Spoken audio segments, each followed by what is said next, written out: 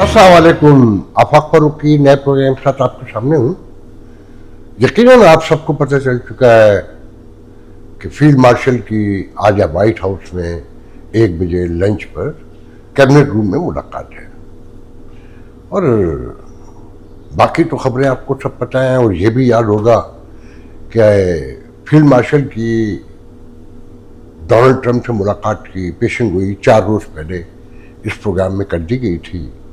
इस विजिट में 2 बातें बड़ी अहम थीं जो इसी प्रोग्राम में ब्रेक की गई कि एक मोहसिन नकवी का बता दिया गया था कि वो साथ में है, जिससे मेरे कुछ दोस्तों ने और मुलाकात के हवाले से डोनाल्ड ट्रंप से मेरा बड़ा मजाक उड़ाया कि क्या आर्मी चीफ से डोनाल्ड ट्रंप की कैसे मुलाकात हो सकती है, फील्ड मार्शल से कैसे हो सकती है, कि ये प्रोटोकॉल में ही नहीं आती है।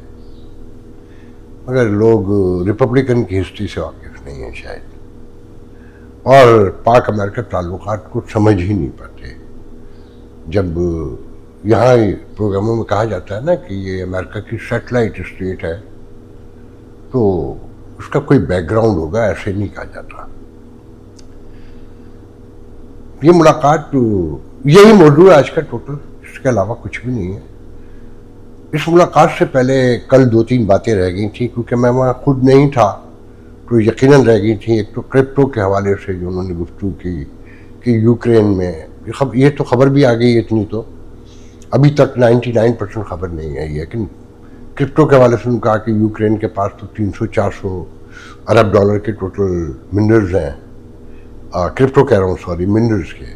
पाकिस्तान के पास ट्रिलियंस ऑफ डॉलर के हैं।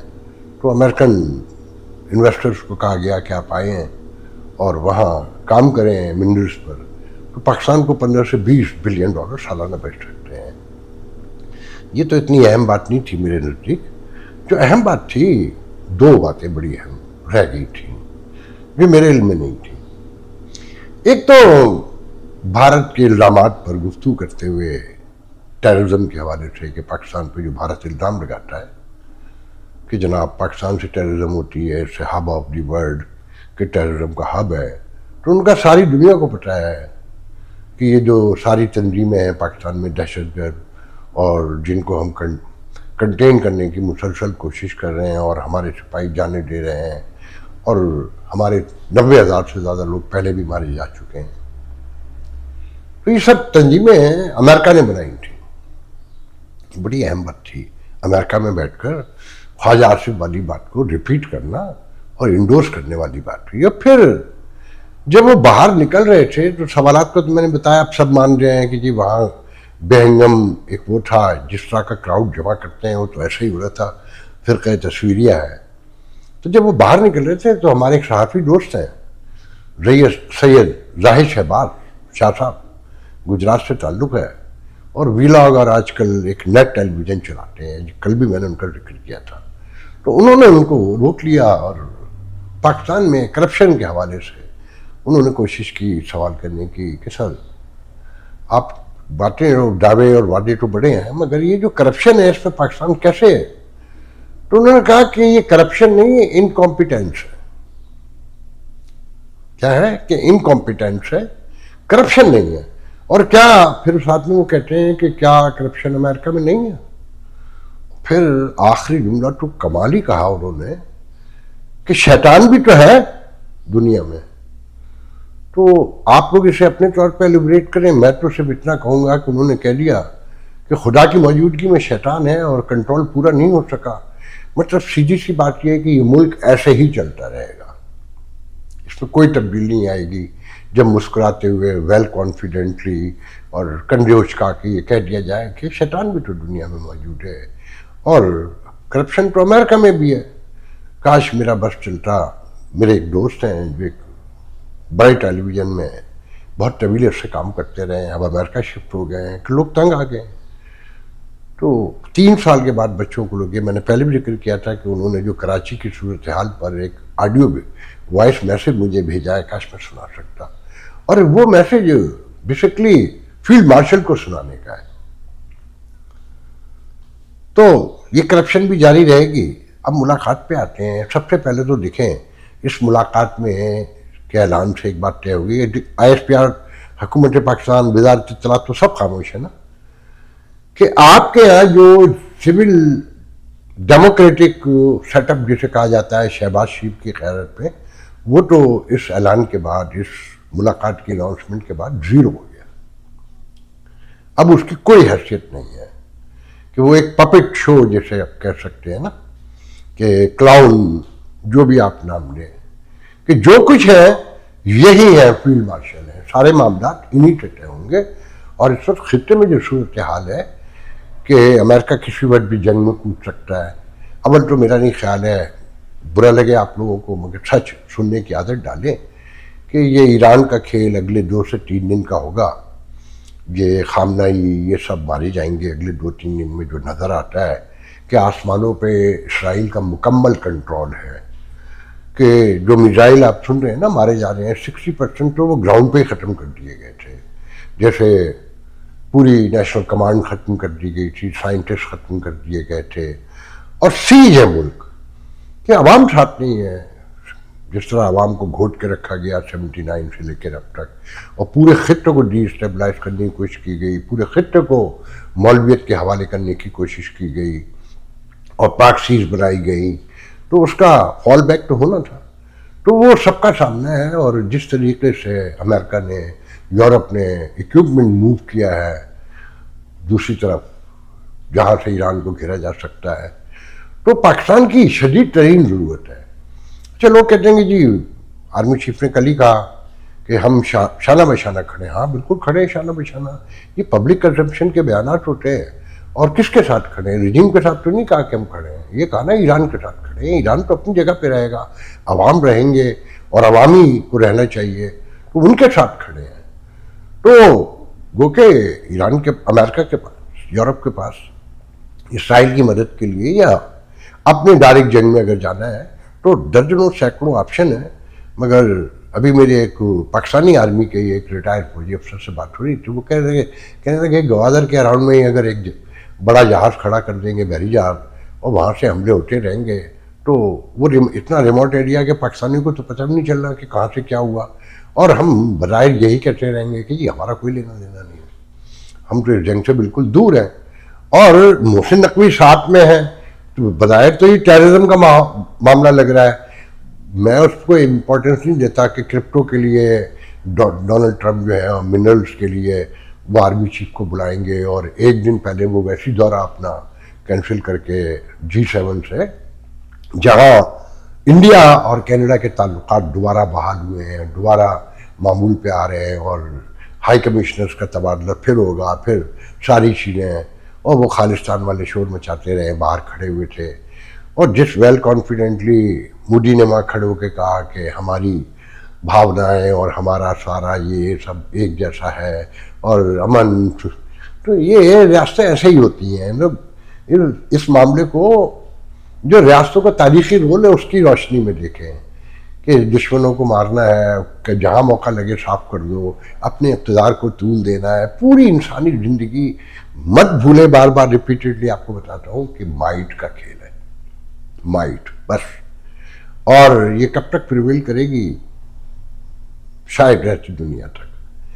اور یہ کائنات تو پتہ نہیں کتنی بار، تاریخ اور سائنس یہ بتاتی ہے کہ کتنی بار تلپٹ ہو چکی ہے، پھر نئے سے ثبات ہوتی ہے، پھر یہی وحشت ہوتی ہے، اور یہی دھمال اور رقص ہوتے ہیں. تو بہرحال تو وہاں رجیم کون سا ہے ایران میں، اور اس کے نظریات کیا ہیں اس کو دیکھیں. اس میں پاکستان کیوں کہ جو لوگ ملاقات کر رہے ہیں ان کو ذہن میں لائیں.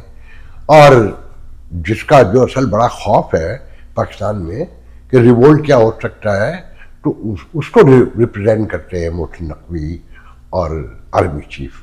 اگر غور سے دیکھیں، مجھے کہنے دیجئے، تو ہر چیز کنٹرول میں رہے گی.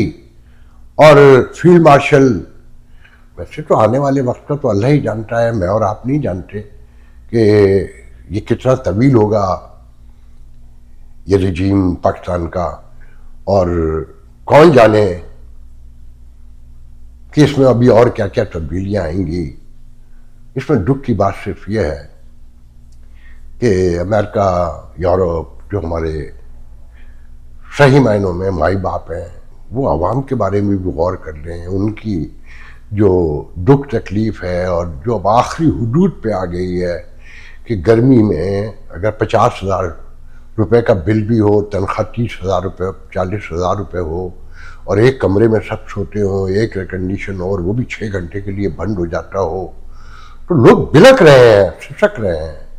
کہیں روٹی نہیں ہے، کہیں پانی نہیں ہے، کہ نلکے ہیں پانی نہیں ہے، کہ پانی تو سارا ٹینکر مافیا کے لیے ہے. تو صرف گزارش اتنی ہے کہ تبدیلی کوئی نہیں آنی، مگر عوام کو بھی کچھ ملتا رہے اشرافیہ کے ساتھ. اور یہ ذہن میں رکھیں کہ اقتدار انسانی تاریخ میں ہمیشہ اشرافیہ کے پاس ہی رہا ہے، وہ دنیا میں کہیں پر بھی ہو. ایران میں بھی جو اقتدار ہے یا پہلے تھا وہ اشرافیہ کے ہی پاس تھا نا. تو ابھی بھی جو اقتدار ایران میں تبدیل ہوگا وہ اشرافیہ کے ہی کسی حصے کو ملے گا. میں رضا شاہ پہلوی کو تو اس کے بیٹے کو تو نہیں سمجھتا. مجھے کل ایک بات اور پتہ چلی کہ وہ مجھے ایک دوست بتا رہے تھے جو بہت میرے کلوز فرینڈ ہیں، کہنے لگے کہ یہ جو رضا شاہ پہلوی خاندان ہے یہ تو شیعہ بھی نہیں ہے، یہ بہائی ہیں، اور ہیوسٹن میں ان کا آدھا خاندان یہیں آباد ہے، اور ان کے ساتھ جو لوگ ہیں وہ سارے کے سارے تو یہ تو بیسکلی اشرافیہ کا کوئی مذہب بھی نہیں ہوتا، یہ عوام کے لیے ہوتا ہے.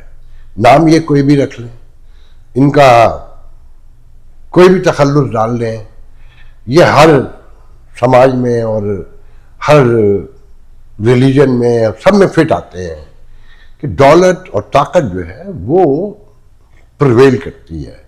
مگر دیکھنا یہ کہ آنے والے دن ایران پہ کیا ہوں گے، پاکستان میں جو بظاہر عوامی سطح پہ جوش و جذبات اور خدشات، وہ اس کا رزلٹ کیا آئے گا. اگر میں آپ کو پیش کی بتا رہا ہوں، کوئی رزلٹ نہیں آئے گا، کوئی تبدیلی کچھ نہیں ہوگا، سب نارمل سموتھ چلتا رہے گا.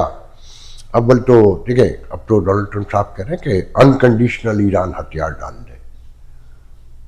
اگر سارے پراسپیکٹو کو غور سے دیکھیں تو ہنسی آتی ہے نا کہ پہلے کہا کہ انریچمنٹ جو ہے مکمل ختم ہوگی، پہلے ایک خاص اسکیل پہ بات ہوتی تھی، اب یہ کہ انکنڈیشنل ہتھیار ڈال دے اور انریچمنٹ مکمل ختم کر دے. سب ختم ہی ہو چکا ہے نا. اگر آپ کو یاد ہو 2-3 دن پہلے پروگرام بتا دیا کہ وہاں کچھ نہیں بچا. اب یہ آخری حملے ہو رہے ہیں، کتنی دیر ہوں گے. اچھا یہ جو لوگ سوچتے ہیں کہ روس میدان میں کودے گا، چائنا کودے گا، I don't think so. ایسا کچھ نہیں ہوگا. روس تو آلریڈی بلیڈ کر رہا ہے یوکرین میں، جہاں لاکھوں لوگ مارے جا چکے ہیں. آپ چاہتے ہیں کہ لاکھوں لوگ مرے تو، اور یہ کہنا کہ جی اس میں یورپ امریکہ کی غلطی ہے اور وہ اسرائیل کا ساتھ دے رہے ہیں. آپ نے یہ بھی تو تلاش کرنا ہے کہ ایران کا جو 79 سے قائم رجیم ہے، کیا وہ خطے کے لوگ اسے چاہتے تھے کہ یہ ایسا ہو جس نے پورے سراؤنڈنگ کو بدل کے رکھ دیا. دہشت گردی، انتہا پسندی کا عفریت کہاں سے نکلا اور کس طرح پھیلا. میں تو پہلے اپنے ملک کے بارے میں سوچوں گا کہ کتنے بڑے پیمانے پر سوسائٹی کے سیگمنٹس کو توڑا گیا اور اس میں کیا زہر بویا گیا، اور آج وہاں کیا حالات ہیں. سعودی عرب میں تو چینج آ گیا اور باقی خطے میں بھی آ گیا. آپ کے یہاں تو کوئی چینج نہیں ہے نا. بلکہ اچھا پھر یہ بھی ذہن میں رکھیں کہ اگر امریکہ نے آپ کو بیل آؤٹ کیا انڈیا کے مقابلے میں تو مفت میں کیا ہوگا. یہ کیپٹلسٹ سوسائٹی ہے، یہ ذہن میں رکھیں. تو مقاصد ہوتے ہیں. تو لیٹس سی کیا ہونے جا رہا ہے. میں بہت بڑی کوئی پروڈکشن تو نہیں کر سکتا، مگر ہر چیز ویسے ہی ہوگی جو سپر پاور چاہتی ہے، اور آپ کو اس کے نتیجے میں کیا ملنے جا رہا ہے وہ آنے والے دنوں میں دیکھ لیجئے گا. مگر یہ ذہن میں رکھیں کہ عمران خان، تحریک انصاف، ڈونلڈ ٹرمپ کی انڈورسمنٹ، ووٹ ریپبلکن کو دینا، وہ جنہوں نے یہ اسٹریٹجی بنائی تھی، ان پچھلے پروگراموں کو دیکھ لیں اس دور کے، یہ کہہ دیا تھا یہ ریاستوں کے اپنے قوانین ہیں، اپنے اصول ہیں اور اپنے مفادات ہیں، اپنے دوست ہیں، اپنے دشمن ہیں. تو سب چیزیں آپ کے سامنے ہیں. اب تحریک انصاف کہاں کھڑی ہوگی، خان صاحب کب تک جیل میں رہیں گے، اور اللہ کا حکم جو وہ کہتے ہیں کہ میں اللہ کے حکم سے کھڑا ہوں، میں دیکھتا ہوں اب وہ اللہ کے حکم سے کتنی دیر کھڑے رہتے ہیں. ہاں کوئی آسمانی خدا نخواستہ عذاب آ جائے تو مجھے نہیں پتا، مگر آنے والے 5 سال تو مجھے صاف نظر آتے ہیں کہ ہر چیز فیلڈ مارشل کی ہے. جیسا کہ میں نے کل کہا تھا کہ یہی چیف جسٹس ہیں, یہی پرائم منسٹر ہیں, یہی چاروں ہائی کورٹس کے چیف ہیں, یہی کمشنر ڈپٹی کمشنر ہیں, ایس پی ہیں, ایون مجسٹریٹ بھی یہی ہیں, تھانے دار بھی یہی ہیں. تو فرمانبرداری سیکھیے اور بھول جائیے. بس دعا یہ کریں کہ ریاست کو اتنی سمجھ آ جائے کہ عام آدمی اگر ریوولٹ کر جاتا ہے تو ایران بن جاتا ہے, کہ جہاں مسل بلسٹک میزائل سب کچھ, مگر جب اندر سے لوگ مل جائیں تو سب کچھ وہیں کے وہیں ڈہ جاتا ہے اور ختم ہو جاتا ہے, اور کوئی طاقت نہیں بچا پاتی. کتنی توہین کی بات ہے کہ یہ کہا جائے کہ خامنہ ای ہمیں پتہ ہے تو کہاں چھپا ہوا ہے, اور صدام کی طرح کے حوالے آ رہے ہوں. تو اس میں بہت عبرت ہے, سبق ہے سیکھنے والوں کے لیے, سمجھنے والوں کے لیے. آج کے لیے یاد دیجیے, انشاءاللہ کل گفتگو ہوگی. اللہ حافظ.